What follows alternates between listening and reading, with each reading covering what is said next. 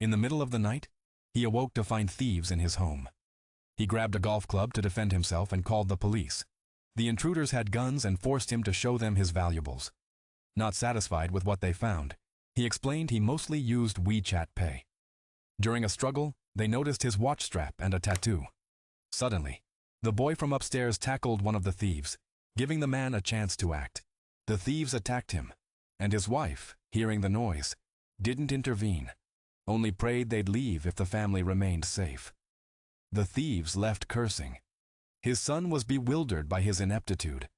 Even the police mocked him, and his wife complained about marrying him, despite their daughter always cherishing her dad. That day, his daughter said her cat bracelet was missing, likely taken by the thieves. This made him lose patience. He went to his father's home, wore his dad's old jacket, took his ID, cash, a lock, a revolver, and some peanuts from the safe. His father's eyes glimmered seeing his son's spirit. He then visited a sanitation store searching for someone with cute tattoos, questioning everyone. The shopkeeper and a veteran next to him noticed the expired ID and realized the photo wasn't him, making the shopkeeper eager to take action. Displaying his iron resolve, Hachi's tattoo caught the veteran's attention and prompted instant respect. He locked them in and lowered the window. Seeing Hachi's demeanor, everyone acknowledged him. The shopkeeper asked what help he needed, and Hachi pointed to a tattoo book. They quickly realized he was Hachi, top agent of the Bureau of Enthusiasm, feared and respected. During a mission long ago, he defied orders and let his target live, leading to their happiness and his own early retirement. For 20 years, Hachi lived a normal life until now. His daughter's bracelet was stolen, fueling his return to action. With the address in hand, he infiltrated the thief's home, subdued him, and demanded the bracelet. When the thief denied its presence, Hachi's anger boiled over. He incapacitated the thief but was still empty-handed. Amid Hachi's anger, a voice redirected him. He was taken aback seeing a baby donning a chicken mask, realizing the couple's theft was to help their child. This revelation soothed Hatch, but inwardly, his anger lingered unresolved, even after confronting the person who had stolen his daughter's bracelet. Annoyed, he punched a wall. Later, a Hummer's abrupt stop brought Hatch back to his focus. Observing drunken men walking onto the bus refueled a sense of anticipation in him. Predictably, they caused chaos and harassed passengers upon boarding. Hatch found this amusing, knowing he finally had an outlet for his frustration. He instructed the driver to exit and seal the bus, watching the thugs' bewilderment. One of them, Little Black, swung at Hatch. This was exactly Hatch's aim. After hitting Little Black, 2 more attacked him. The pain reignited Hatch's latent warrior instincts, allowing him to dominate quickly. Suddenly, a thug turned a handkerchief into a knife, aiming to stab Hatch, who, despite the disadvantage from previous injuries, fought back. Wrapping the handkerchief on his wrist, Hatch geared up. With a powerful kick, Hatch activated his fierce mode. Although the thugs managed to throw him out of the vehicle, Hatch stood up undeterred, reboarding the bus fearlessly, intimidating the assailants. Fastening a seatbelt on his fist, Hatch's unyielding spirit quickly overpowered them. When a thug picked up a weapon, Hatch swiftly disarmed him and subdued others in seconds. Spotting a firearm, he swiftly neutralized the threat, striking the attacker, incapacitating him.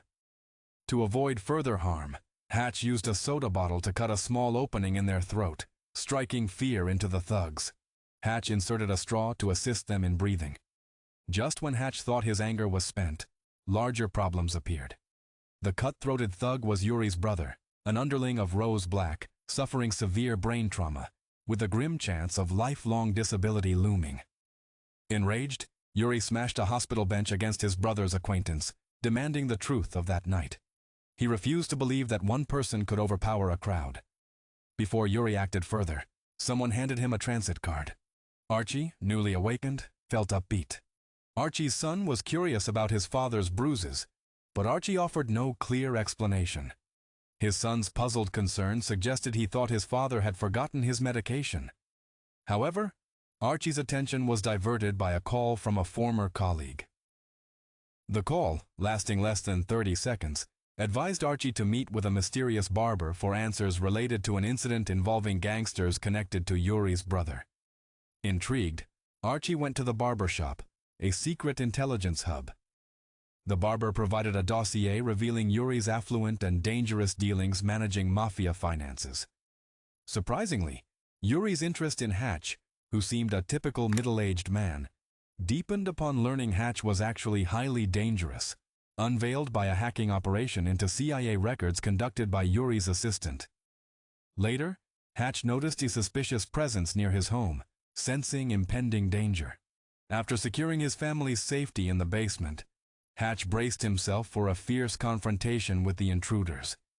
He sealed the steel door, kissed his wife goodbye, and cut the power, causing chaos for the assassins, who stormed in using flashlights.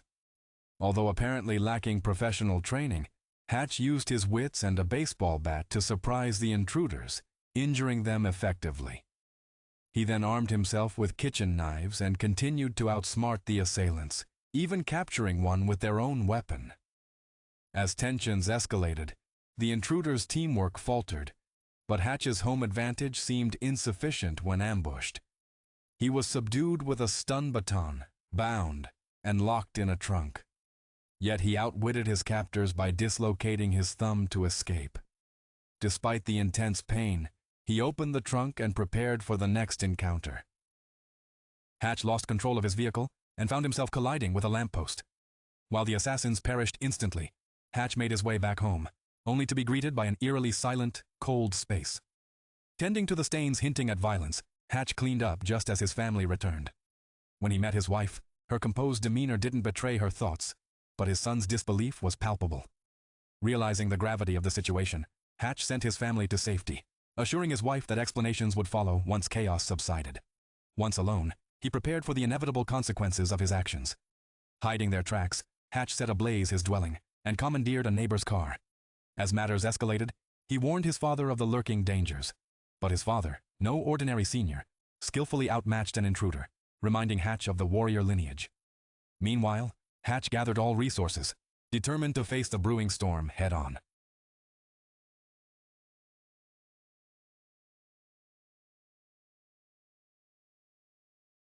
The caregiver quickly checked on the old man, who seemed calm watching a gunfight movie, and advised him to lower the TV volume. As she left, the old man surprisingly suffocated an assassin. Meanwhile, Hatch poured out gold bars to purchase a building materials factory to prepare for battle. He packed old nails into bottles, buried grenades on the stairs, and filled his office with ammunition. He brought gasoline and headed to the mafia's den. With 2 sticks, he killed the mafia leaders, then set their vault on fire, reducing it to ashes.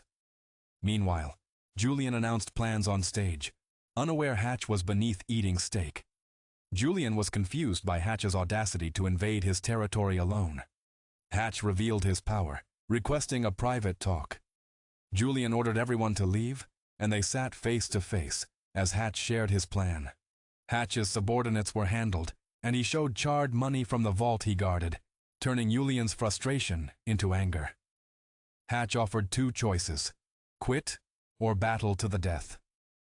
Holding a bomb, he got into his car, awaiting Julian's decision, hoping for peace and fewer casualties. Yet, Julian chose conflict. Hatch drove into the opposite lane, facing Julian, both muttering "death" as the battle was about to erupt. Julian arrived with followers at the building material factory. Hatch worried they'd get lost, and Crab faced bullets bravely. Julian's submachine gun hit Hatch's shoulder, and continuous shooting was inevitable. Just then, glass fragments fell, a steel pipe descended, and Lao Hei arrived heroically, along with an old man with a hunting rifle. It was a battle of father and son under heavy fire. Hachi acted quickly, pressing the switch to launch a precision grenade, sacrificing a brave comrade. Lao Hei set up his sniper rifle at the stairs, expertly taking out an enemy. A comrade chased after noticing, but unexpectedly triggered a trap, causing an explosive scene. Lao Hei, hitting his stride, shot 3 targets with 1 bullet, and the thrill was just starting. Another comrade got caught in a metal net, and Lao Hei targeted the electric shooter. The comrade flew out the window, a perfect escape. The old man, with his shotgun, moved as if in his prime. As he raised his shotgun, a hanging grenade fell, while Hachi retreated strategically, controlling the situation, and calmly lit a fuse. Despite the challenge, he was in command. But Yuri's arrival threatened to change it all. Yuri raised his machine gun and attacked Hachi, who was prepared, pulling out his last directional mine. Then, used tape to wrap it and stick it onto the fire glass. Lifting the glass, he moves towards the Yuri C, but then pulls open the gag around his mouth. A scene shift shows Hachi being taken into Lin Feng's elite forest for questioning.